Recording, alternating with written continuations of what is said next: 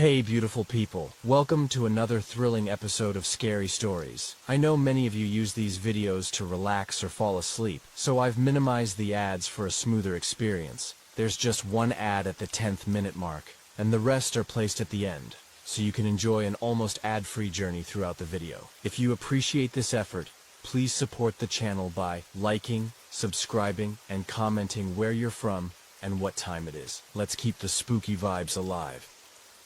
I always knew something was different about Evelyn. Ever since she was a toddler, she had this way about her. Quiet. Too quiet. She didn't play like other kids. She never begged for attention. She just sat there, with her dolls lined up perfectly, whispering to them. I used to think it was normal. Kids have imaginary friends, right? But Evelyn wasn't like other kids. She never talked to us. Just them. Evelyn's weird, I told Mom one evening while she rushed around the kitchen, trying to get ready for her night shift. She's always talking to her dolls, and I hesitated. I think they talk back. Mom sighed, stuffing her work papers into her bag. Noah, she's just playing. But I don't have time for this, she snapped, rubbing her temples. She's a kid. Let her be. That was always Mom's excuse. She didn't want to see it, but I saw everything. That night, I woke up thirsty. The house was dark, and the floorboards creaked under my feet as I walked to the kitchen. On my way back, I passed Evelyn's room. Her door was open. She was sitting on the floor, facing away from me. Her dolls surrounded her in a perfect circle. She wasn't moving, but one of the dolls was. My heart stopped. It was subtle, just a tiny tilt of its porcelain head, but it moved, on its own. Then Evelyn whispered, "Shh, Noah, you'll wake him up." I ran back to my room and locked the door. The next day, Olivia arrived. She had been babysitting us for months now, but I never told her about Evelyn's weirdness. Not until last night. "Look, just don't go into her room at night," I warned. She laughed. "Why? Is she a vampire or something?" I didn't laugh. "Just don't." I woke up to screaming. I bolted upright, my heart pounding. The sound came from Evelyn's room. I ran out, nearly colliding with Olivia. She was pale, shaking, and backing away from Evelyn's open door. "What happened?" I asked. She pointed. She, Olivia was gasping, unable to speak. I turned toward the room. Evelyn was sitting cross-legged on the floor. Her dolls were facing Olivia, and Evelyn just smiled. "She doesn't like when people interrupt," she said softly. Olivia quit the next day. I wanted to tell Mom, I really did, but what was the point? She would just brush it off like always. So I made a decision. That night, I would watch. I would see what Evelyn was really talking to, and I would prove I wasn't crazy. I hid in the hallway, peeking into Evelyn's room. She was sitting in the center of her dolls again, whispering. And then I heard it. A second voice. Low. Almost inhuman, but unmistakably real. I clenched my fists, forcing myself to stay. Then, Evelyn turned her head toward me. I stopped breathing. "You shouldn't be here, Noah," she whispered. Behind her, a shadow moved, something small, childlike, but not human. Babysitting isn't hard. At least, that's what I thought when I took the job. Mrs. Collins paid well. And her kids, Evelyn and Noah, weren't difficult. Noah was a little high-strung, but Evelyn? She was just quiet. Too quiet. She never asked for bedtime stories or TV. She never whined about snacks. She just sat with her dolls, brushing their hair, talking under her breath. At first, I thought it was cute. Then, I realized she wasn't pretending. No matter what, don't go into her room at night. Noah's voice was serious when he said it. Laughed. Why? Is she a vampire or something? He didn't laugh back. Just don't, he repeated. Trust me, I should have listened. That night, I was sitting on the couch, scrolling through my phone. The house was silent. Too silent. Then I heard whispering. It was soft at first, just a murmur from down the hall. But the more I listened, the more I realized there was more than one voice. I frowned. Noah was asleep. Mrs. Collins was at work. Who was Evelyn talking to? I stood up and crept toward her door. The whispering got louder. I reached for the doorknob. Then, thump. Something slammed against the other side of the door. I gasped and jumped back. Evelyn? I whispered. The whispering stopped. The door creaked open on its own. I stepped inside. Evelyn sat on the floor, cradling one of her dolls. She wasn't alone. A small boy sat across from her. He was pale, his back hunched, wearing clothes that looked old-fashioned, like something from the early 1900s. His hands rested on his knees. His head was tilted downward, so I couldn't see his face. "Who's your friend?" I asked, trying to keep my voice steady. Evelyn smiled. "This is Daniel," she said. The little boy twitched. I blinked. Then suddenly he was gone. The spot where he had been sitting was now empty. I looked around. There was nowhere for a kid to hide. The closet was closed. The bed was too low for anyone to fit under. He had been there. I knew what I saw.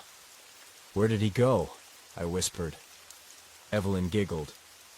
"He doesn't like grown-ups." A cold chill ran down my spine. I backed out of the room, heart pounding. And Evelyn just kept smiling. I didn't sleep that night. I kept telling myself it was my imagination. But deep down, I knew it wasn't. Around 3 a.m., I got up to get some water. As I walked past the hallway mirror, I saw something move. Behind me, I froze. Slowly, I turned my head. Nothing was there. I exhaled, shaking my head. I was losing it. Then, in the mirror, a small handprint appeared on the glass. I ran back to my room and locked the door. The next morning, I told Noah everything. He wasn't surprised. "You saw him, didn't you?" he muttered. I hesitated. "You mean Daniel?" Noah nodded grimly. "He's always with her," he said. "Always watching." I shuddered. "But he's just a ghost, right? I mean, ghosts can't hurt people." Noah swallowed hard. "He can." I tried to quit that day. Mrs. Collins was busy, brushing me off with a smile. "Evelyn has an active imagination," she said. "You don't need to be scared of a child." I wanted to scream. She didn't get it. No one got it. That night, I locked my bedroom door and tried to ignore the whispering outside. Tried to ignore the tiny footsteps pacing up and down the hall. Tried to ignore the feeling that someone was standing just outside my door, waiting. Tried and failed. It happened around midnight. I woke up to a soft giggle. I sat up, my breath caught in my throat. The room was pitch black. Then, something whispered my name. Right next to my ear. I grabbed my phone, turned on the flashlight, and saw him, Daniel, standing beside my bed. His face was blurred, like a smudged photograph. His mouth opened too wide. I screamed. The lights flickered and he was gone. The next morning, I packed my things. Mrs. Collins asked why I was leaving. "I can't stay here," I whispered. She sighed. Not you too. That was the last thing I heard before I walked out the door. Noah watched me leave. He looked scared, like he knew I was running, but there was nowhere to hide. As I reached the car, I made one mistake. I glanced at the house and saw Evelyn in the upstairs window. She was staring at me, smiling. Then, in the reflection beside her, Daniel smiled. Too, I wasn't surprised when Olivia quit. She wasn't the first. Babysitters never stayed long. They always made excuses, family emergencies, sudden school obligations, health issues. But I knew the real reason, Evelyn. No one ever said it directly, but I saw the way they looked at her, the way their smiles turned strained, the way they avoided being alone with her for too long. And now Olivia had left too. I sat across from my daughter at breakfast, watching as she played with her cereal, stirring it with a spoon but never actually eating. "Did you do something to Olivia?" I asked gently. Evelyn blinked up at me, her large green eyes filled with mock innocence. "She got scared," she said simply. "Like all the others." I swallowed. "And why do you think they get scared?" She tilted her head. "Because they see him." A chill ran down my spine. "Him?" I repeated. Evelyn giggled and turned her attention back to her untouched cereal. By now, I couldn't pretend anymore. For years, I had ignored the little things, the whispers in the hall, the way Evelyn spoke to her dolls, the flickering lights. I told myself it was childhood imagination, a phase. But I couldn't ignore the footsteps I heard at night, or the way Noah refused to sleep in his own room, or the way mirrors seemed to distort Evelyn's reflection. I wasn't crazy. Something was wrong with my daughter. That night, I lay in bed staring at the ceiling, sleep refusing to come. Then I heard it. A faint giggle. My blood ran cold. Slowly I sat up, gripping the sheets. The hallway light cast a dim glow under my bedroom door. Then a shadow moved. A small shadow. I held my breath. The doorknob rattled. I grabbed my phone, turned on the flashlight, and rushed to open the door. The hallway was empty. But as I turned to go back inside, I saw something. A tiny handprint on my door. Low, as if a child had pressed their palm against it. The next morning, Noah refused to leave his room. I knocked gently. "Noah, sweetheart, are you feeling sick?" The door opened just a crack. His wide, terrified eyes peered up at me. "Mom," he whispered. "He was in my room last night." I felt ice settle in my stomach. "Who?" I asked, even though I already knew. Noah swallowed. "Daniel." By afternoon, I noticed the scratches on Noah's arms, 3 thin parallel lines trailing from his wrist to his elbow. I grabbed his hand. "What happened?" "He wouldn't meet my eyes." "He doesn't like me," Noah mumbled. "He only likes Evelyn." My breath caught in my throat. I wanted to scream, shake him, demand answers. Instead, I hugged him tight and whispered, "I won't let him hurt you." But deep down, I didn't know if that was true. That night, I made a decision. I would watch Evelyn's room. Not through the baby monitor in person. I sat outside her slightly open door, hidden in the shadows. She was sitting on the floor with her dolls, whispering. But she wasn't alone. A boy's voice whispered back.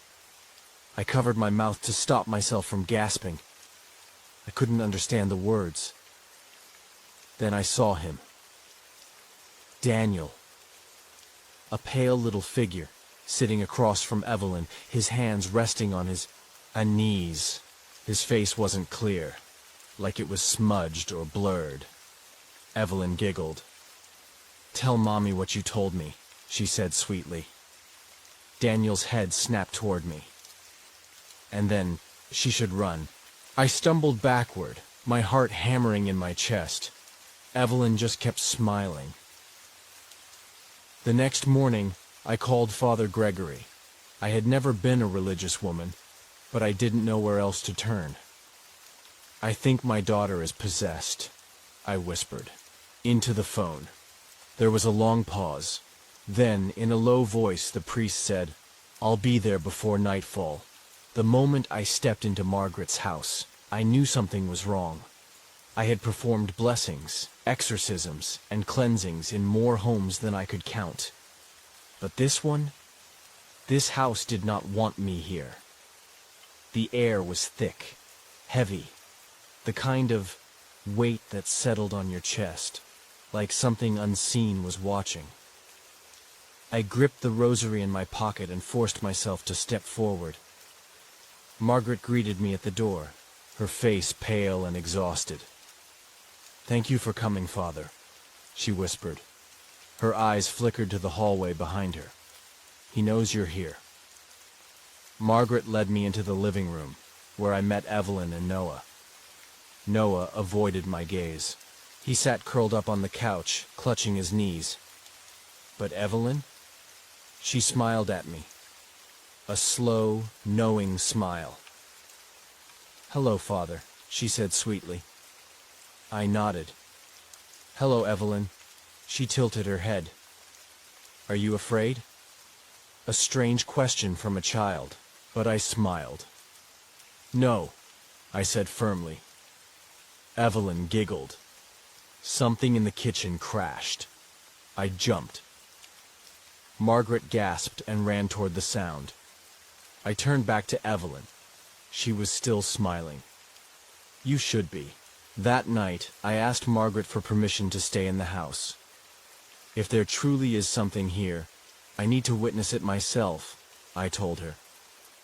She hesitated, but finally agreed. The house felt even heavier at night. As I walked down the hallway, I caught movement in the corner of my eye, a small figure standing near Evelyn's door. I turned. Nothing was there, and yet the air was frigid. I whispered a prayer, then whispers. Coming from Evelyn's room. I stepped closer. I could hear two voices. One was Evelyn's. The other was something else. A child's voice, but wrong. Twisted. Guttural. Then, "He's coming for you." The door creaked open. I saw Daniel, just for a second, a pale boy with empty eyes. Then he vanished. I went straight to Margaret. "Your daughter is speaking to something unnatural," I told her. Margaret paled. "I know." I turned to Evelyn, who was sitting on the couch playing with a headless doll. "Evelyn," I said gently, "who is Daniel?" She didn't look up. She simply whispered, "He's my best friend." A gust of wind shook the windows. Margaret jumped. I tightened my grip on the rosary. This was worse than I thought. At midnight, I performed my first blessing in the house. I sprinkled holy water along the hallways. Recited verses. The air grew colder, with every word. Then I saw it. A reflection. In the hallway mirror. A small boy, staring at me. His face was distorted, blurred like a glitch in reality. His lips moved, but no sound came out. Then the mirror shattered. Glass sprayed across the floor. Margaret screamed. Noah ran from his room, sobbing. Evelyn? She just watched, with that same eerie smile. At 3 a.m. I heard footsteps outside my room. Slow, deliberate. I reached for my Bible. The door creaked open. A small hand curled around the edge of the frame. Then Daniel stepped inside. I could see him, clearly now. A pale, sickly child, dressed in old, tattered clothes. But his eyes were black. Deep, endless black. "Leave," he whispered. His voice echoed unnaturally. I gripped the rosary. "You don't belong here," I said firmly. Daniel smiled. Then he lunged at me. I stumbled back as the lamps shattered, sending the room into darkness. Pain slashed across my chest, 3 burning scratches. I fell to the floor. The shadows swallowed Daniel whole, and just like that, he was gone. Sat in the living room at dawn, my hands shaking. Margaret paced. "You saw him, didn't you?" she whispered. I nodded. She swallowed. "Can you help her?" I hesitated. I had performed exorcisms before. But this wasn't a normal possession. Daniel wasn't just inhabiting Evelyn. He was something else. Something stronger. I looked at Margaret, and I lied. "Yes," I said. "But I need time." Evelyn walked into the room. She looked straight at me and whispered, "He won't let you." I stopped sleeping. Every time I closed my eyes, I saw him. Daniel, standing in the corner of my room, watching. He never spoke, but his black eyes burned into me, and every night he got closer. Last night, I woke up and saw him standing beside my bed. His cold breath on my face. I screamed. Mom ran in, but by the time she turned on the light, he was gone. "Just nightmares," she said, stroking my hair. But I knew the truth. Daniel wasn't a dream. He was real, and he wanted me dead. Evelyn wasn't my sister anymore. Not really. She never played with me like before. She spent all her time alone in her room, whispering. She barely even ate. Her skin had gone pale, her eyes dark and sunken. I heard her talking to Daniel every night, laughing, like she actually liked him, like he wasn't a monster. I tried to tell Mom, but she just sighed. "I can't deal with this right now, Noah." She never believed me. She never would. So I stopped telling her. But that didn't mean Daniel stopped. The first time he hurt me was during the day. I thought I was safe in the daylight. I was wrong. I was brushing my teeth when I saw a shadow move in the mirror. A small figure, just behind me. I spun around. No one was there. Then my head slammed into the sink. Pain exploded through my forehead. I hit the floor hard, gasping. Blood dripped from my eyebrow. I scrambled up and saw the words written on the mirror. "Get out." The letters were written in my blood. I ran. But no matter how fast I ran, I heard him laughing behind me. I begged Mom to let me sleep in her room. She rolled her eyes. "You're too old for this, Noah." I wasn't. I knew what I saw. I knew Daniel was real. But no one cared. No one believed me. So that night, I locked my bedroom door. I curled up under the blankets, held my breath, tried not to move. Then tap, tap, tap. I froze. The sound came from my closet. Slow, deliberate. Squeezed my eyes shut. Tap, tap, tap. I whispered a prayer. The door creaked open. I felt it before I saw it. Cold fingers wrapped around my ankle. I screamed. The lights flickered. My bed shook violently. Then silence. I didn't sleep after that. Ever. Next morning I found Evelyn sitting at the kitchen table, humming. She was brushing her doll's hair, the doll with no head. I swallowed hard. "Evelyn," I whispered. She didn't look up. I took a deep breath. "I think Daniel wants to kill me." She stopped brushing. Finally she looked up and smiled. "He does," she said. I felt my blood run cold. Then tell him to stop, I begged. Her smile widened. I can't, she said. Then she giggled. I wanted to throw up. That night I moved my dresser in front of my closet. I didn't care if Mom got mad. I wasn't taking chances. At exactly 3 a.m. I woke up to scratching. Deep, slow scratches against the wood. My breath hitched. The sound came from inside the closet. Daniel was trying to get out. I gripped my blanket, held still, then the dresser started moving. I watched, frozen in terror, as it slid away from the closet door. Like something was pushing it from inside. I wanted to run, but I couldn't move. Then the door burst open. I screamed. Daniel crawled out. His body twisted unnaturally, his mouth too wide. His eyes black voids. I ran, straight to Mom's room. I pounded on the door. Please, I screamed. She finally opened it. I turned back. Daniel was gone, just like that, like he was never there. Mom sighed. Noah, go back to bed. I wanted to cry. The next night I didn't bother locking my door, didn't block the closet, didn't try to hide. Because I knew now, Daniel wasn't going to stop, and Evelyn wasn't going to help me. At exactly 3 a.m., I heard my door creak open. Slow, deliberate. I didn't move. Cold air washed over my face. I knew he was standing right over me. I felt his fingers graze my cheek. Then sharp nails dug into my throat. I choked, kicked, but his grip tightened. I was going to die.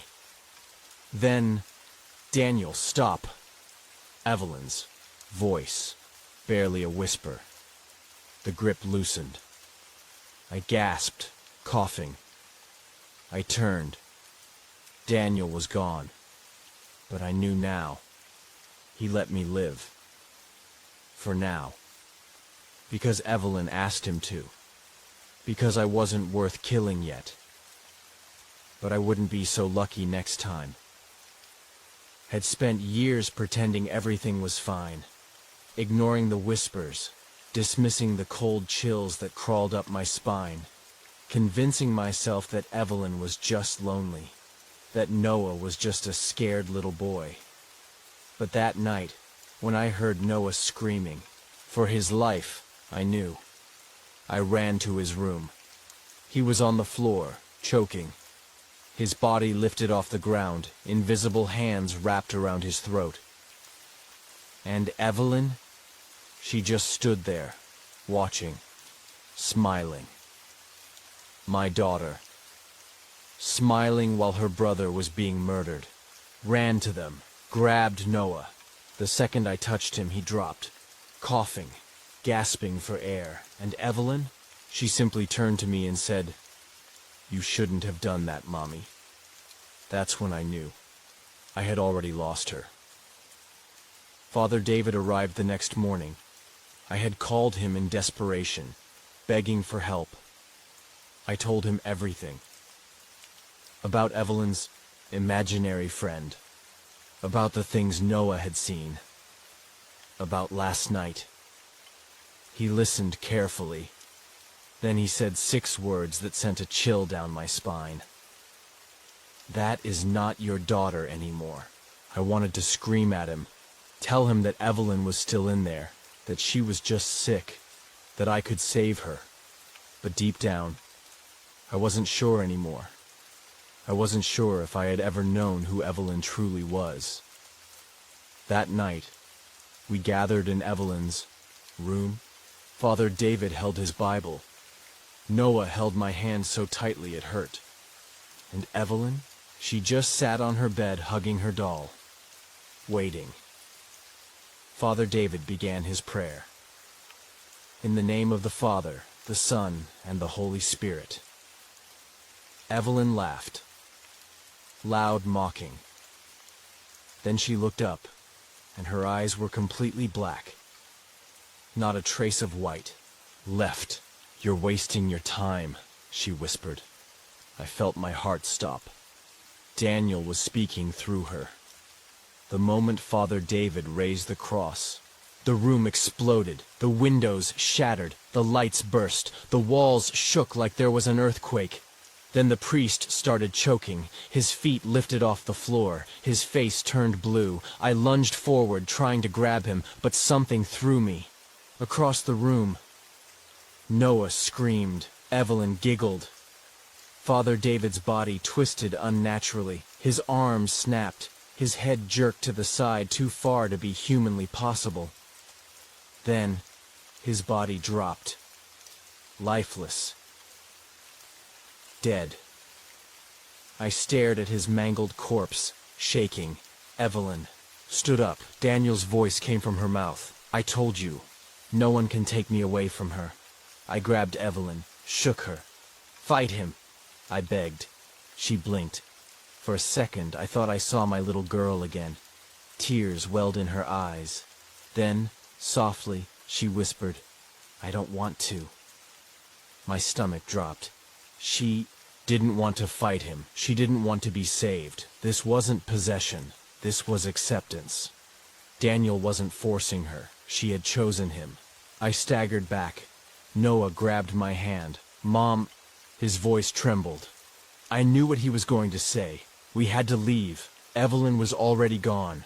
I grabbed Noah's hand and ran. We tore through the house, down the stairs, straight for the front door. But the moment we reached it, it slammed shut. I pulled, twisted. The handle, it wouldn't budge. Daniel was trapping us inside. Then from behind us, Evelyn's voice. You can't leave, Mommy. I turned around. She stood at the top of the stairs, her head tilted to the side. Black tears streamed down her cheeks, and she was smiling. I knew then. There was no escape. I held Noah close, whispered one last apology. Then, for the first time in my life, I prayed. But God wasn't here. Daniel was. The house shook violently. The walls began to crack. The lights flickered wildly. Then Noah screamed. His body lifted off the ground. He clawed at his throat. His face twisted in agony. I grabbed him, tried to pull him back down, but Daniel was too strong. He was killing my son. I begged. I screamed. But Evelyn just watched. Then she raised her hand, and just like that, Noah dropped to the ground, unmoving, cold, dead. I collapsed beside him, sobbing. Evelyn stepped closer. Now it's just us, Mommy. I felt my heart shatter. I looked up at her, my daughter, my Evelyn. But the little girl I once held in my arms, the little girl I had spent my whole life protecting, she was gone. The thing standing before me wasn't my child anymore.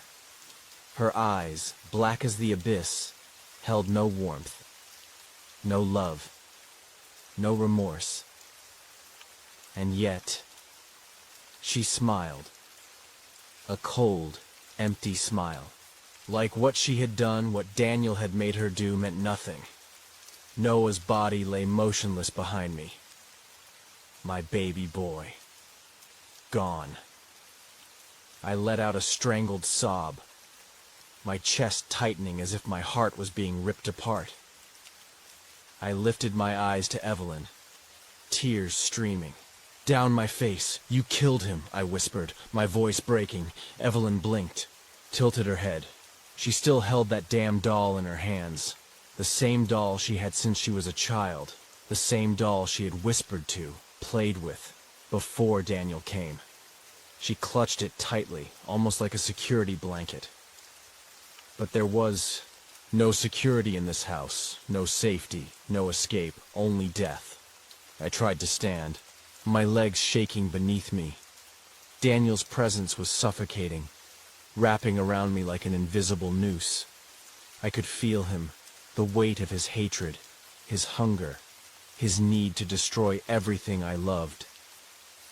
I turned my gaze back to Evelyn, my daughter, little girl. She had been mine once, before he took her. My lips trembled. My breath hitched in my throat. I took a shaky step forward. Evelyn, please. She didn't move, didn't blink, didn't react. I reached out, desperate. I am your mother. Silence. I raised you. A flicker of something pain crossed her face. I loved you more than anything. Her fingers curled tighter around the doll. Her lips pressed together. But she didn't speak. Didn't cry. Didn't even blink. Daniel's grip on her was too strong. But I had to try. I took another step forward. I gave you everything. She swallowed. I felt my own tears burning my eyes, and, "You gave me this?" I gestured to Noah's lifeless body. A single tear slipped down her cheek. She was still in there. Somewhere. Buried. Drowning. Trapped. But Daniel wouldn't let her go. Not now. Not ever. I collapsed to my knees, my body shaking. "Evelyn, you don't have to do this." Her lips parted, her body trembled, but Daniel's voice came from her mouth. "She is mine now." I clenched my jaw. Anger and grief mixed into something violent inside me. I turned my eyes to the empty air, where I knew Daniel was watching. "You have taken everything from me," I spat. No response. "You've taken my son." Silence. "And now, you want me too?" A gust of cold air whipped through the room. A warning. Evelyn's black eyes stared at me, empty. Hollow. I reached for her face. "You were my baby." Her lips parted. Her hands trembled. For the first time, I saw her break. She gasped. Her body jerked, like she was being ripped apart. Daniel was losing control. I saw my daughter fighting to come back. She squeezed her eyes shut. Shook, her head violently. Then she screamed, loud, so loud the house shook. "Stop!" she cried. "I don't want this anymore." Daniel's rage filled the air. The walls cracked. The lights flickered wildly. Evelyn dropped her doll. She clutched her chest, breathing heavily. I saw something shift in her expression. A horrible, devastating realization. She looked at me, tears spilling from her blackened eyes. Then she whispered, "I know what I have to do." Before I could stop her, she threw herself backward. Her skull cracked against the wall. I screamed.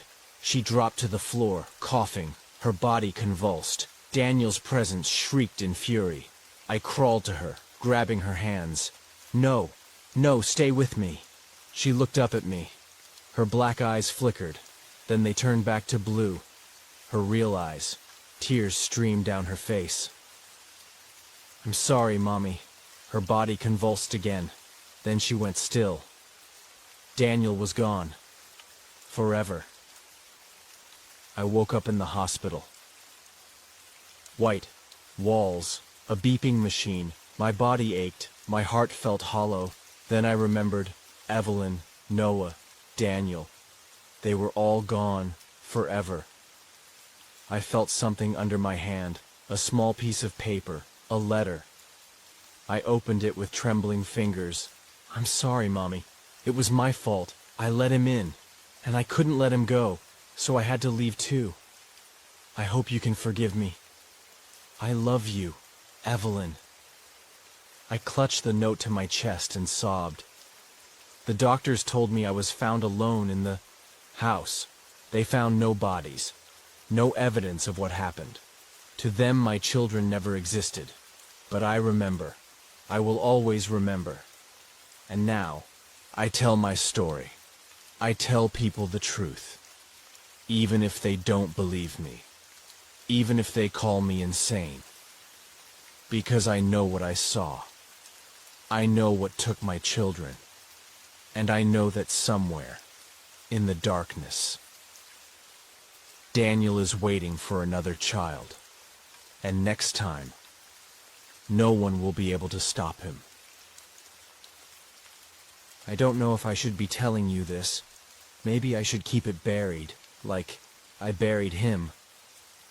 But I need to get this out, because sometimes I feel like he's still here, watching, waiting.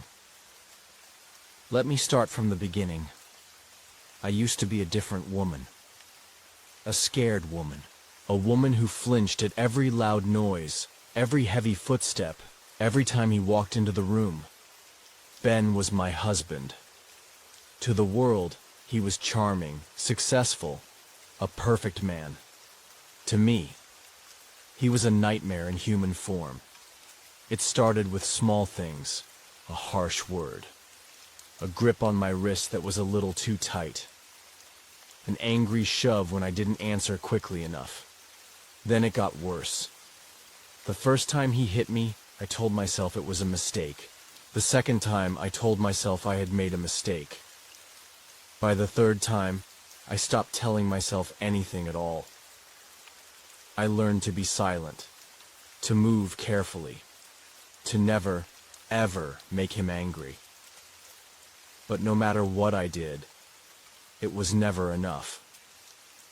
And one night, when I lay on the floor gasping for air, my ribs aching from his latest punishment, I realized something. I would never escape him. Not while he was alive. So I made a decision. A final, irreversible decision. I was going to kill my husband. I spent weeks planning it. I read about poisons, about how some leave no trace, about how easy it is to make a death look natural. And then, one evening, as Ben sat at the dining table, drinking his usual glass of bourbon, I stood in the kitchen, staring at the tiny bottle in my hands. It was clear, odorless, tasteless. A few drops were all it took. I remember my hands shaking as I poured it into his drink, my heart hammering as I walked to him, placing the glass in front of him like I had done 100 times before. I remember watching him lift it to his lips, swirl it in his mouth, swallow. And I remember the exact moment he realized something was wrong. His hand flew to his throat. His eyes widened. He gasped, choked, clawed at his own skin as his body betrayed him. I just stood there, watching. For the first time in years, I wasn't afraid. Minutes passed, and finally, he stopped moving. His lifeless eyes stared up at me, frozen in shock. I knelt beside him, brushed the hair from his forehead, and whispered, "I win." Then I dragged his body to the basement. Digging a grave isn't easy. It takes time, strength, and patience. But I did it.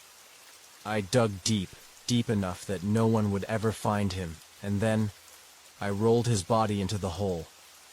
His lifeless form hit the dirt with a dull thud. I stood over him, staring down, waiting for guilt to hit me. It never did. I picked up his phone, typed a message to his family. "Hey, something came up. I'll be out of town for a while. Don't wait up." I sent it. Then I turned the phone off and tossed it into the grave with him, the final piece of him. And then I covered him with dirt. By the time I was done, there was no sign that Ben had ever been there. It was as if he had never existed. I stood in the silence of the basement, my hands covered in soil, my breath steady. For the first time in my life, I was free. Or so I thought. The days that followed were peaceful. I slept without fear. I ate without tension coiling in my stomach. I didn't have to listen for the sound of his footsteps. Didn't have to brace for the pain of his hands. For the first time, my house felt like mine, and I thrived. His family called, of course. His co-workers asked questions. But I played my part well. Oh, I don't know. He's always disappearing on business trips. He said he needed space. Maybe he found someone else. Lies rolled off my tongue effortlessly, and eventually people stopped asking. It was perfect, until the first strange thing happened. One night, as I was drifting off to sleep, the TV turned on by itself. The screen flickered, white noise filling the room. I frowned, reached for the remote, and turned it off. Then, as I settled back into bed, it turned on again. Irritation prickled at my skin. Stupid things broken, I muttered, yanking the plug out of the socket. That should have been the end of it, but it wasn't, because as I turned to go back to bed, a whisper filled the air. You thought I was gone? I thought I had escaped him. I thought I had won. But I was wrong. Because Ben wasn't gone. Not really. And I was about to learn that the dead don't stay buried. At first, I convinced myself it was all in my head. The whispers, the flickering lights, the cold chills that crawled over my skin in the middle of the night.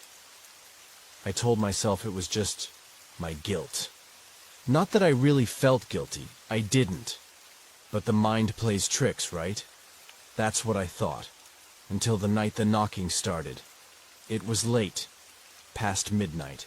I had just finished reading when I heard it, 3 slow knocks coming from downstairs. Knock, knock, knock.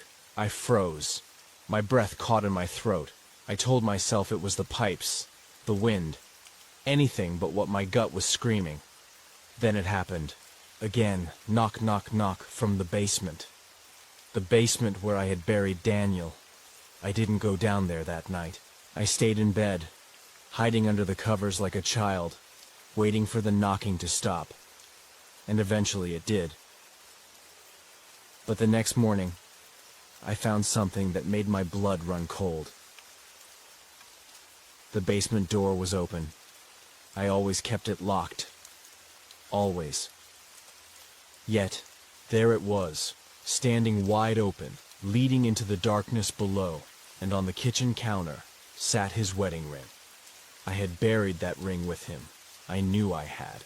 And yet, there it was, gleaming under the kitchen light like a warning. I backed away. My heart pounded against my ribs. I wanted to run, to leave the house and never come back, but I didn't. Because deep down, I knew the truth. This wasn't over. Not yet. Things escalated quickly after that. One night, as I was brushing my teeth, I saw something in the mirror that made my stomach drop. A shadow stood behind me. Tall, familiar, wrong. I spun around, but there was nothing there. Still, my skin prickled, my pulse racing. And then, in the silence of the bathroom, I heard his voice. "Did you miss me, sweetheart?" I ran. I didn't stop running until I was outside, gasping for breath in the cold night air. But the moment I stepped off the porch, my phone buzzed in my hand. A text message. Unknown. Number. "Where are you going, Evelyn?" I dropped the phone. Because Ben was dead, and dead men don't send messages. I refused to be afraid. I had killed him once. I would do it again if I had to. So I did something I never thought I'd do. I called a paranormal investigator. 2 men showed up, dressed in black, carrying holy water and sage. They walked through my house, muttering prayers, waving their incense around like it could actually save me. I watched them, arms crossed, feeling like an idiot, until the air turned ice cold. The lights flickered, and one of the men, a grown, 6-foot-tall man, suddenly gasped, clutching his throat. He lifted off the ground, his legs kicked wildly. His face turned red as if invisible hands were squeezing the life out of him. And then, just as suddenly, he was thrown across the room. The second man screamed. They ran. They left me alone. Cowards. But I didn't need them. I knew what I had to do. I couldn't get rid of him. Not through prayers, not through logic, but maybe, just maybe, I could burn him away. The house had to go. Everything had to go. I spent days preparing, gathering gasoline, making sure I had a way out. And then, one night, I waited. I knew he was watching me. I could feel him. So I walked into the basement, stood over his grave, and whispered, "Goodbye, Daniel." Then I lit the match. The flames spread fast, faster than I expected. The house roared with fire, smoke curling around me as I ran. I almost didn't make it out. Someone, grabbed me, tried to pull me back inside, and for a moment, I thought, maybe this is how it ends for me. But then, I felt a sudden push, a hard shove that sent me flying out the front door, crashing onto the cold ground. I gasped for air, watching as the house collapsed into the fire, the roof caving in, Daniel's grave swallowed by the flames. It was over. I had won. I had finally won. Or so I thought. Because even now, as I sit here, in my new house, in a new town, trying to rebuild my life, some nights, when the wind is quiet and the shadows are deep, I still hear his voice. Did you think you could ever escape me? I should have felt free. The fire had consumed everything. Daniel, the house, the past. But freedom is a cruel illusion, because no matter where I go, he follows. I moved into a small apartment in a new city. A fresh start. No memories, no basement, no shadows lurking in the corners. For a while, things were quiet, until the night I heard the knocking again. Knock, knock, knock. It came from the closet this time, and when I opened it, my stomach twisted into a tight knot. Hanging inside, right between my coats, was his jacket. The same leather jacket he always wore, the same one he was buried in. I slammed the door shut, heart pounding in my chest. I wasn't crazy. I wasn't. But Daniel, Ben wasn't finished with me. He doesn't show himself right away. No, that would be too easy. Ben liked to play games, mind games. It started with the little things, missing keys, flickering lights, doors that I knew I had locked standing wide open. I told myself I was just paranoid, that I needed therapy, that ghosts weren't real, until the night I woke up to his voice in my ear. You can't run from me, Evelyn. My body went cold. I turned on the lamp. No one was there. But on my bathroom mirror, written in the steam, were 3 words that made my stomach drop. Did you miss me? I screamed, because I knew he was here. He doesn't just haunt the apartment. He haunts me. I feel him in the air I breathe, in the cold touch on my skin when I'm alone. At night, I wake up gasping for breath, something pressing down on my chest. And sometimes I swear I see him, standing in the corner of my bedroom, watching, grinning. But the worst part? Every time I look at him, his face isn't right. It shifts, distorted, broken, wrong, like something is wearing his skin, like Ben isn't Ben anymore. I refuse to live like this. I refuse to let him win. So I make a choice. I'll fight back. I do. My research, dig into paranormal experts, exorcists, demonologists, anything that can rid me of him. That's when I find Dr. Marcus Hale, a man who claims he's seen cases like mine before. You didn't just kill your husband, he tells me over the phone. You created something worse. I don't understand. Not yet. But he promises he can help. So I let him in. And that's the biggest mistake of my life. Dr. Hale comes over that night. He'd brings candles, holy water, and a book full of ancient words. I don't believe in this stuff. But when the lights start flickering, when the walls begin to shake, when a deep, inhuman voice echoes through the room, laughing, I believe Ben isn't a ghost. He's something else, something darker. Dr. Hale starts chanting, his voice steady, commanding. Then, suddenly, he chokes. His eyes widen, his hands clawing at his throat as he lifts off the ground. The air crackles with energy, and then he is thrown across the room, slamming into the wall. He coughs, gasping for breath, looking at me with sheer terror. This isn't just a haunting, he says. This is possession. I don't want to believe it, but the more I think about it, the more it makes sense. Ben was always different, dark, angry, violent. And towards the end, before I killed him, he had changed. He had started talking to himself, whispering in the middle of the night, scratching symbols into the walls. What if Ben wasn't alone? What if something else had been inside him? What if, when I killed him, I didn't kill it? I set it free. Dr. Hale tells me there's only one way to end this. We need to find Daniel's remains. But his body is gone, burned to ashes, which means there's only one thing left to destroy. Me, because I was the one who killed him. I was the one who set this nightmare loose, and now I'm the only one who can stop it. I don't want to die. But if I don't end this, I'll never be free. I stand in the middle of my apartment, surrounded by gasoline. This is the only way. Ben is here. I can feel him, watching, laughing.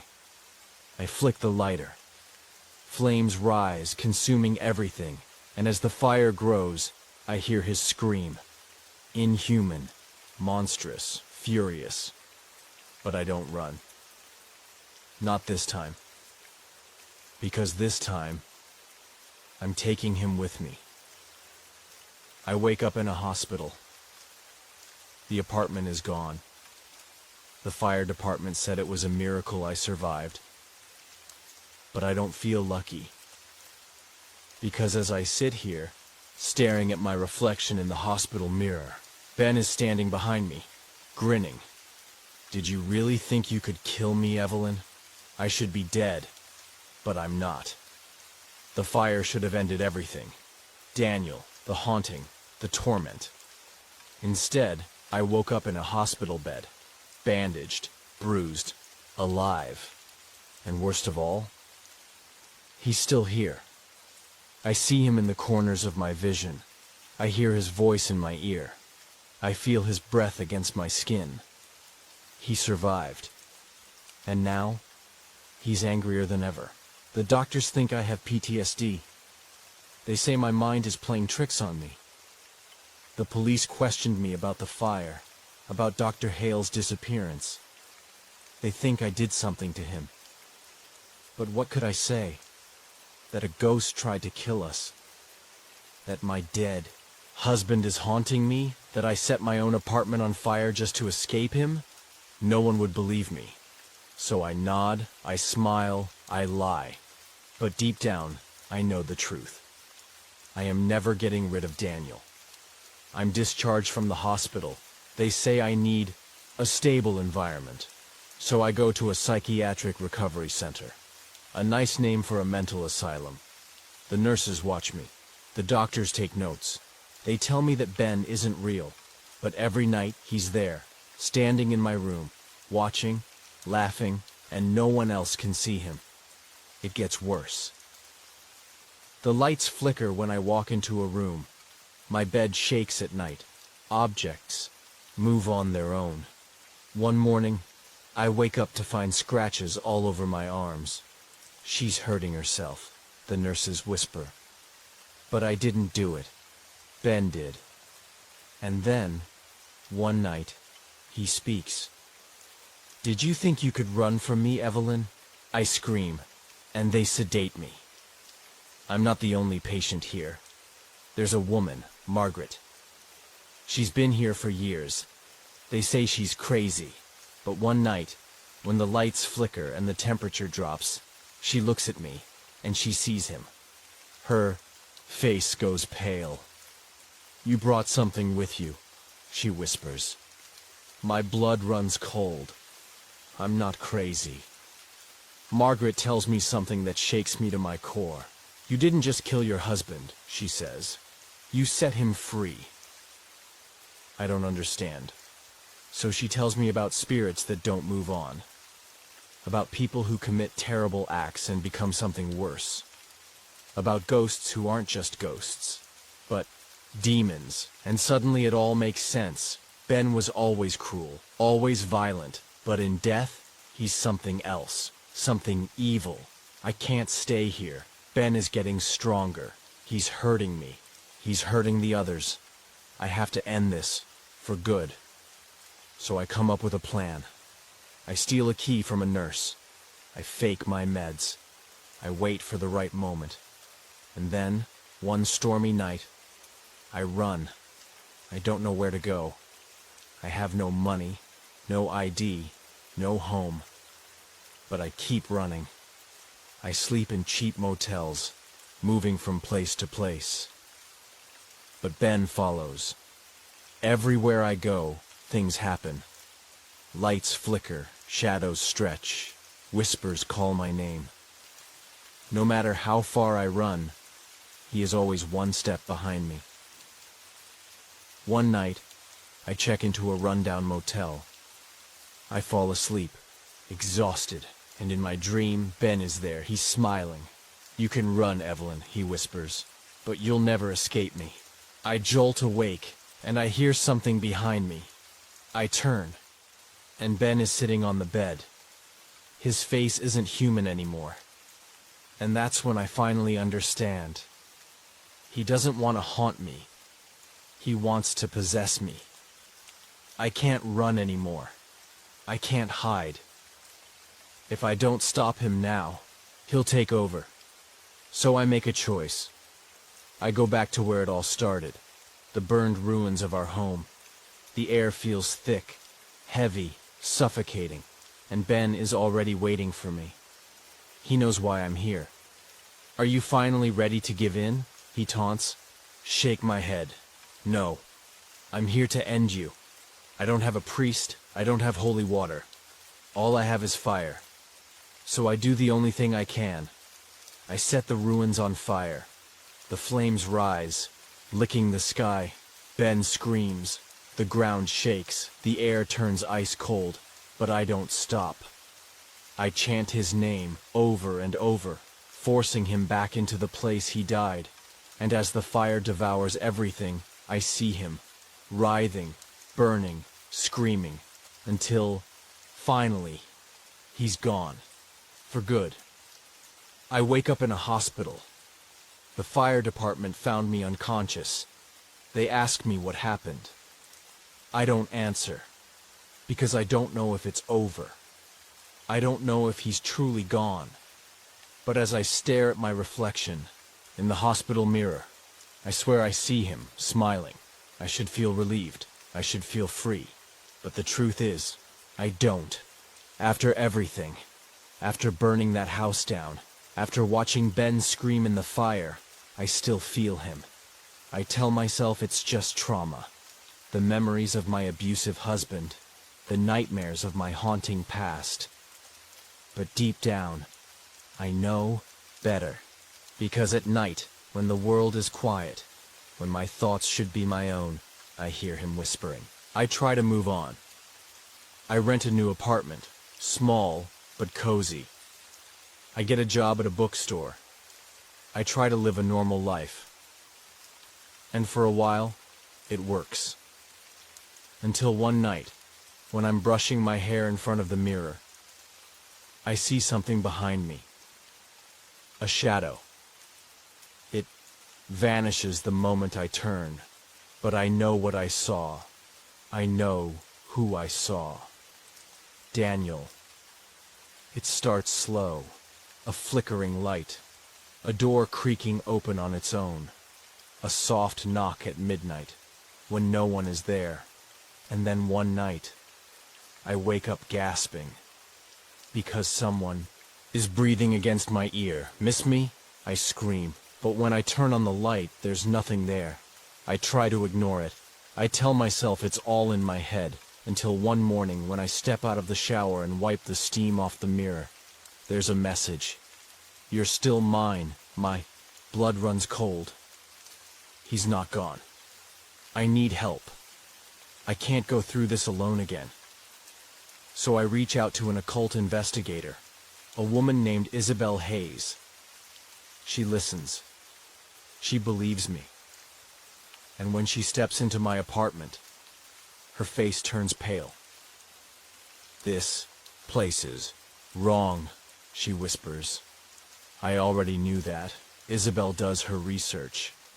She digs into Daniel's past, and what she finds chills me to my bones.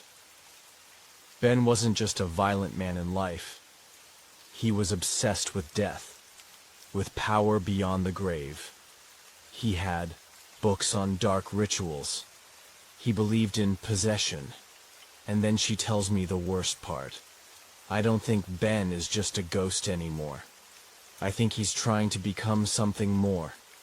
I don't sleep that night, because I can feel him inside my head.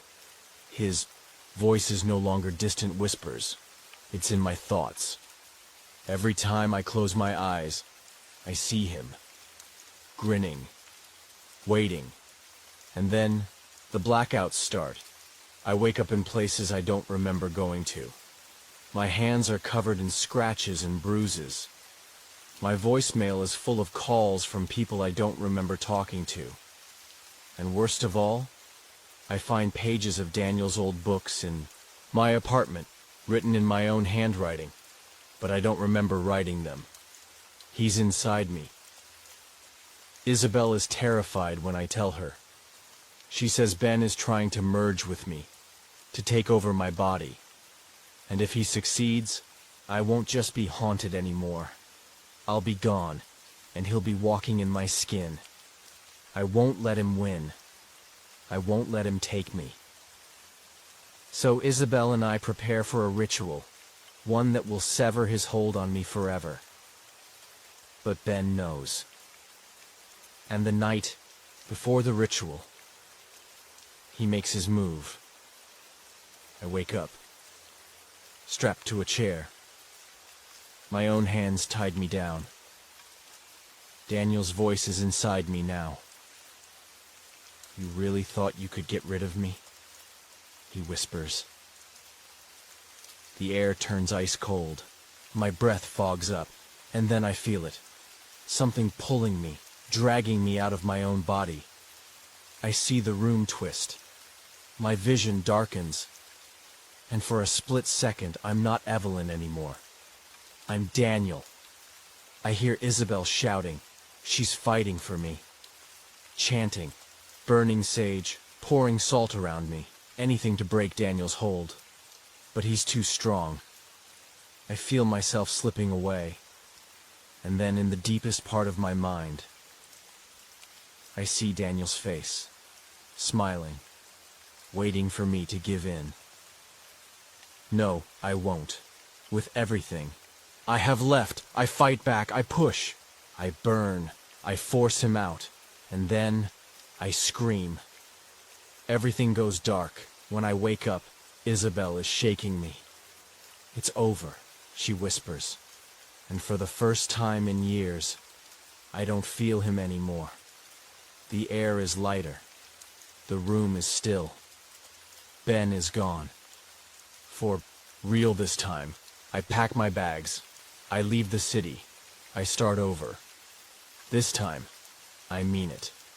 No more ghosts. No more hauntings. Just me. For once in my life, I am free. Or at least, that's what I tell myself. Because sometimes, late at night, I still feel someone watching me. I did everything right. I left the city.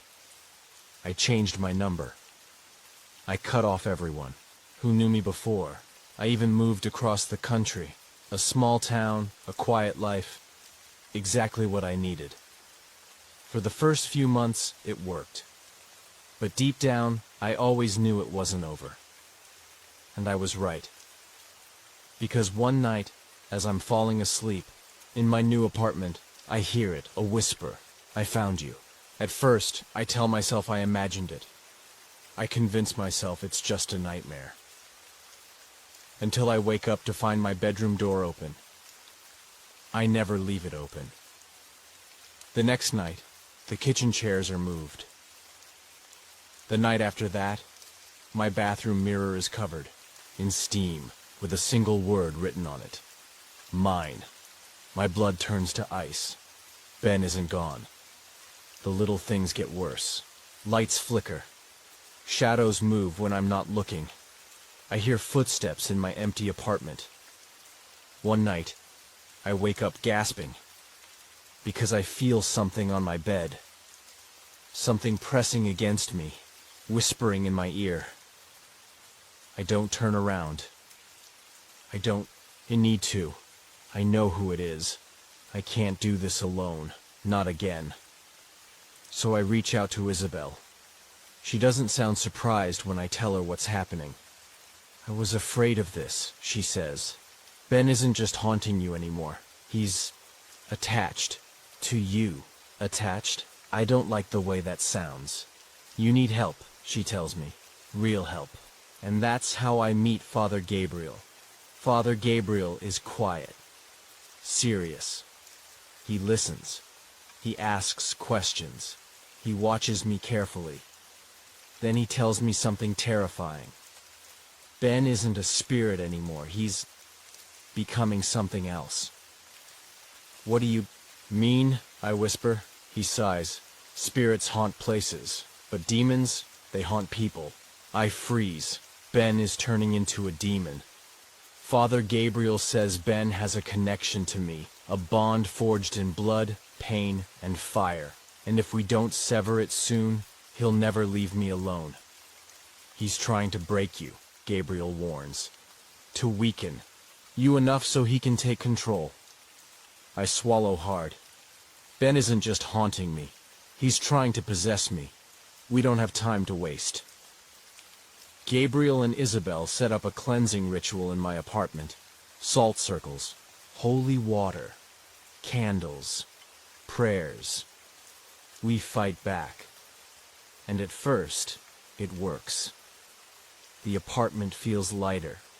The air isn't as heavy. I start to believe it's finally over. But then, the candles blow out. The temperature drops. And a voice, low, guttural, and filled with rage, shakes the walls. You think you can get rid of me? The room explodes into chaos. Books fly off shelves. The furniture shakes violently. A dark figure forms in the corner, tall, monstrous, with Daniel's twisted grin. Gabriel shouts prayers, throwing holy water at him. Ben screams, but he doesn't. Back down. He lunges at me. Everything happens at once. Daniel's shadowy hands grab my throat. I can't breathe. I see my past flash before me. All the abuse, all the pain, all the years he stole from me. And then, I remember who I am. I refuse to be his victim. I dig my nails into his arms, forcing every bit of strength I have left, and I scream his name. Daniel, you don't own me. The moment I say it, he lets go. Ben stumbles back, his form flickering. Gabriel presses forward, his prayers louder, stronger, and I realize he's weakening. For the first time, Ben is afraid. I take a deep breath, and I do the one thing he never expected. I forgive him, not because he deserves it, but because I deserve to be free. You can't hurt me anymore, Daniel.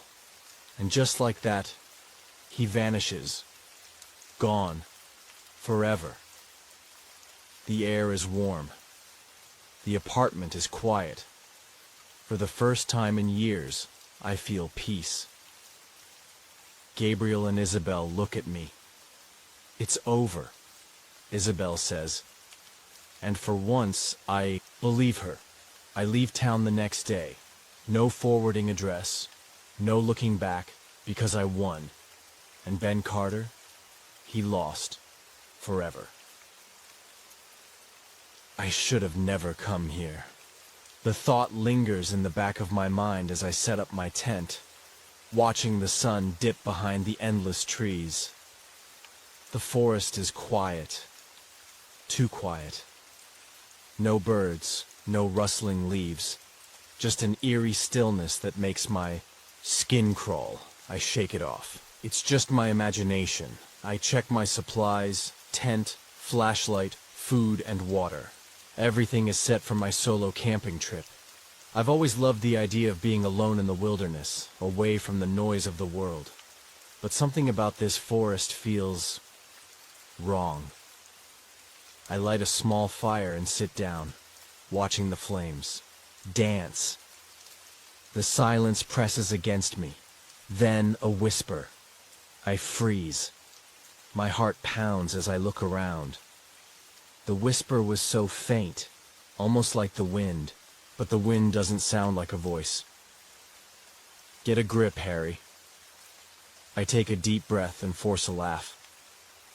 Probably just the trees. The fire crackles, breaking the silence, and I push the thought away. I'm fine. I'm alone. At least that's what I tell myself. Morning comes too soon. I pack my things, ready to explore before heading back. The deeper I walk into the forest, the stranger it feels like the trees are leaning in, watching me. After an hour of walking, I stumble upon something unexpected. An old farmhouse.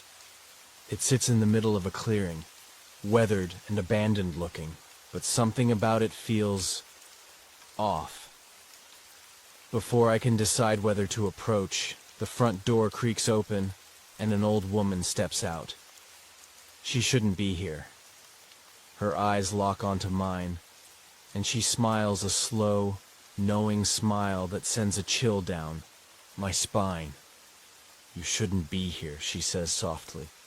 Stay the night. Leave first thing in the morning. Something about her voice makes my stomach twist.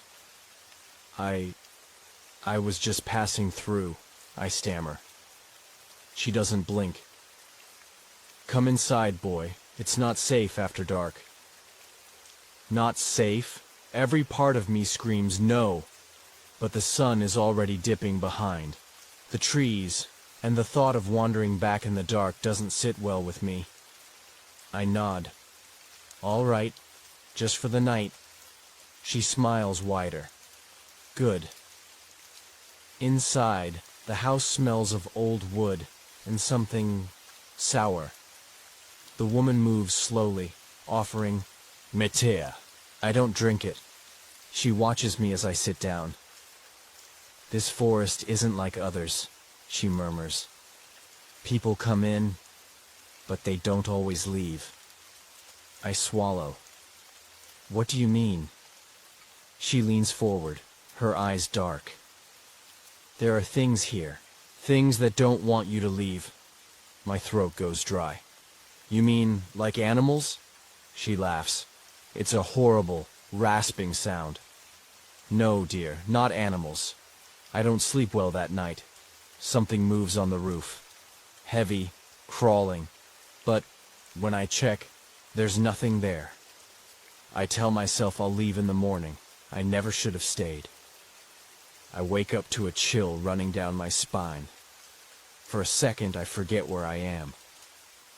The bed beneath me feels thin and scratchy, the air thick with dust and something rotting. My head pounds as I sit up, rubbing my eyes. Something doesn't feel right. And then I see it. The farmhouse is gone. I'm lying on the ground, dirt beneath me, twigs tangled in my hair. The cold morning air stings my skin. I scramble up, my heart hammering. What the hell? I spin around, expecting to see the old woman, the wooden porch, the windows. But there's nothing. Just trees. Endless, suffocating trees. My backpack is still here. My tent is nowhere in sight. I take a shaky breath, trying to calm myself. Maybe I sleepwalked? Maybe I dreamed the whole thing? But then, a laugh. A slow, raspy, inhuman chuckle echoes between the trees. I whip around. Nothing. I need to leave. Now. Start walking, my boots crunching against the forest floor. North. Always north. But after an hour, I see it. A footprint. It's mine. I freeze, my stomach twisting into knots. I've been walking in circles. I pull out my phone, but there's no signal. The compass app glitches, spinning wildly before freezing on a direction that doesn't make sense. I try again, marking a tree with my knife before heading straight. I keep walking, forcing myself forward, counting my steps. 2 hours pass. I look up and see the same tree I marked. I never left. I hear them before I see them. Whispers. Soft, delicate, weaving through the trees like voices carried on the wind. I stop. My breath catches in my throat. Harry. My name. Someone just whispered my name. I spin around, eyes darting between the trees. No one's there. But the whispers grow louder, overlapping, turning into a chorus of distorted, ghostly voices. I take a step back, and something moves in the trees. A shape, tall and wrong. Its limbs are too long, its body twisting unnaturally. Watching. Waiting. I run. Don't look back. After what feels like forever, I stumble into a clearing. A small, rotting cabin sits in the middle. The windows are shattered, the door barely hanging on its hinges. It looks abandoned, but the door is open. I don't care. I rush inside, slamming the door behind me. It's dark, but I can make out a wooden table, broken chairs, dust covering every surface. I lean against the door, trying to catch my breath. Then I hear it. Thump from the ceiling. Thump, thump, footsteps. Something is above me. I don't move. I don't breathe. My heart is hammering so hard I swear it'll burst out of my chest. Slowly, my eyes adjust to the darkness, and I see them. Handprints, all over the walls. Bloody, twisted, clawing. I turn to run, but the door slams shut on its own, and, behind me, a voice whispers into my ear. You should have listened to her, Harry. I don't turn around. I can't. The voice is too close, its breath cold against my skin. My fingers tremble as I grip my flashlight. I know I just know if I turn around, I'll see something I shouldn't. The door behind me won't budge. The cabin walls press in, suffocating, thick with the scent of mold and something dead. Then a slow, dragging sound from the ceiling. Claws against wood. The thing up there is moving. It knows I'm here, and it's coming down.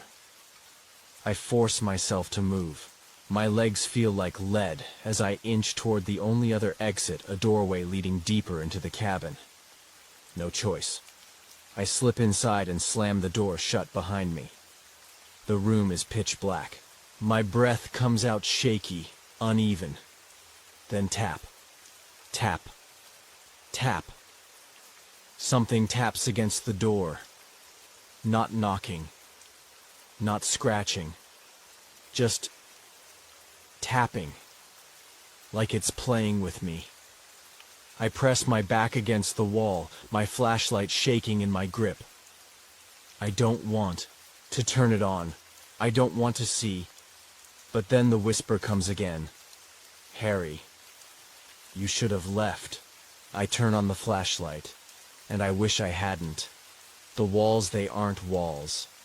They're covered in faces. Mouths stretched open in silent screams, eyes wide and lifeless, their skin fused into the rotten wood. Dozens of them, watching me. Then, one of them blinks. I stumble backward, my stomach lurching. The faces shift, their mouths moving as if they're whispering. But I don't hear whispers anymore. I hear screaming. And then, a hand bursts out of the wall. Pale, long fingers claw at me, pulling, reaching. I thrash, kicking it away, but more crawl. Out. Fingers, hands, arms dragging themselves from the walls. I throw myself toward a small window, shoving it open. The second I push my head through, something grabs my ankle, and then I'm yanked back. I hit the floor hard, my flashlight rolling. Away. The room is shaking, the walls pulsating like they're alive. Then I hear it. Heavy breathing. I look up and see it. Tall. Wrong. Its body is stretched and distorted, its face a blur of shifting expressions, the same faces from the walls. It tilts, its head, watching me, its mouth slowly curling into a grin. And then it speaks in my own voice. You shouldn't have stayed, Harry. The light flickers, the walls scream, and then everything goes black. Darkness. I don't know how long I've been unconscious. The air is thick, damp, wrong. My body feels stiff, my arms heavy like something is weighing me down.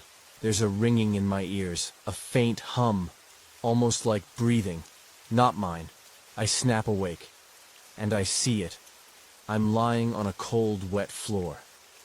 My fingers touch something sticky. The smell of rust fills my nose. Blood. My breath catches in my throat as my vision adjusts. I'm not alone. Figures are crouched in the shadows, their eyes glowing. Dozens of them. Thin, twisted, twitching. They stare, their bodies frozen in unnatural positions, heads tilted at odd angles, mouths slightly open. They don't move, they're watching me. I try to stand. One of them crawls closer. Its limbs don't move like a person's. It jerks, snaps, twitches. I back away, my heart pounding.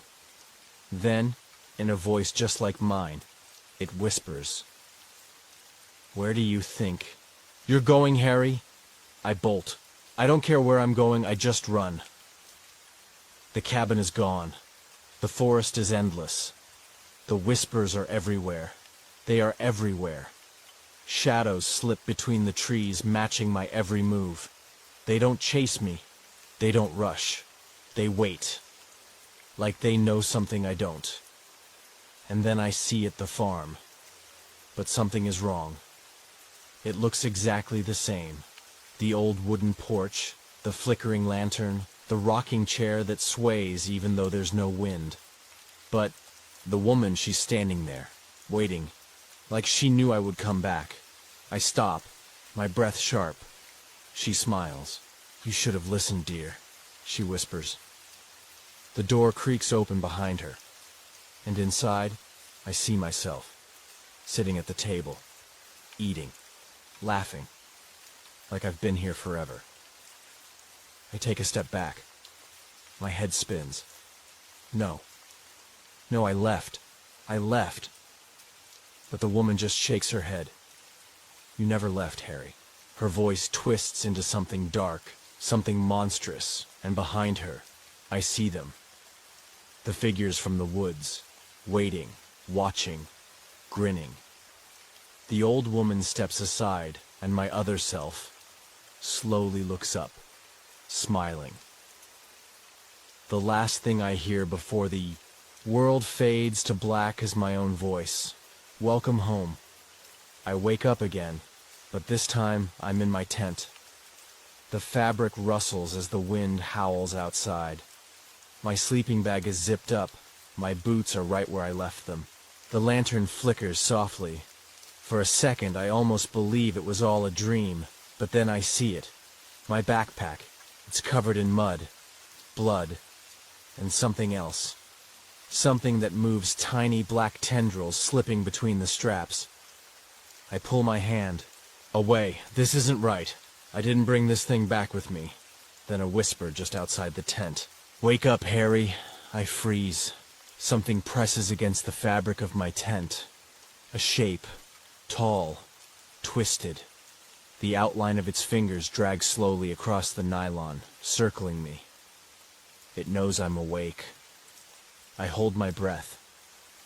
Then the zipper begins to slide down, inch by inch.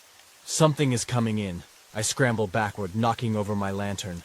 My hands fumble for anything, a knife, a rock, anything to fight back. But my fingers only close around one thing. A mirror. My pocket mirror from my backpack. And when I look into it, I see my reflection. Smiling. I drop the mirror, my heart slamming in my chest, but the zipper stops. Silence. I sit there, frozen, gripping the useless mirror in my shaking hands. The air inside the tent is suffocating, thick with the scent of earth and something rotting. Then, just beyond the flap, I hear my own voice. Come outside, Harry. I squeeze my eyes shut. No, no, no. It's lying. But then, from outside, the sound of my own laughter. Low, deep, mocking. And then, something slips inside the tent. I don't move. The lantern flickers, casting shadows against the tent walls. Something is sitting across from me. I force myself to look up. And I see me. Not just a copy, not a shadow. It's me. Same clothes, same face. But its eyes aren't mine. They're empty, hollow, wrong. It leans forward, grinning, and then, in my own voice, it whispers, "You should have never looked in the mirror, Harry." The lantern dies, and the last thing I feel are hands grabbing me. The kind that wraps around you, crawls under your skin, and makes you forget where you are. I don't know how long I've been here. Minutes, hours, days. All I know is, I am not alone. The whispers never stop. They slither through the shadows, voices just like mine, laughing, murmuring, calling my name. Somewhere in the distance, I hear footsteps. Getting closer. Too close. I try to move, but my body won't listen. And then, just ahead I see me. The figure steps forward, just enough for the dim, flickering light to catch its face. It's mine, but not. Its skin is cracked, peeling. Black veins crawl along its neck. Its lips twist into a grin wider than a human mouth should stretch. And its eyes, they're not human. Empty. Endless. Wrong. I feel something tighten around my throat. I can't breathe. The thing wearing my face tilts its head. "You shouldn't have stayed, Harry," it whispers. "You were never supposed to leave." I try to move, try to scream, but my body isn't mine anymore. The whispers grow louder, wrapping around me, sinking into my bones. And then, the world shifts. I wake up outside. The forest is still. Too still. I'm lying in the dirt, covered in scratches, my clothes torn. For a second, I think I made it out. That maybe it was all some nightmare, until I look around. and see them. Figures standing between the trees. Dozens of them, watching. Their bodies are twisted, unnatural. Their faces blank. Then, one by one, they tilt their heads, like they're listening, like they recognize me, and then they all smile. I turn to run, but the trees aren't where they should be. The forest has changed. The sky above me warps, swirling like something alive. My breath comes in sharp gasps. I don't know where I am anymore. Then I hear it, a whisper.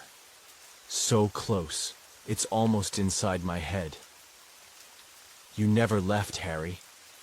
I whip around and come face to face with myself. The other me grins, and in my own voice, it whispers, "You belong here now." Darkness swallows me whole, and this time, I don't wake up. The forest is eating me alive.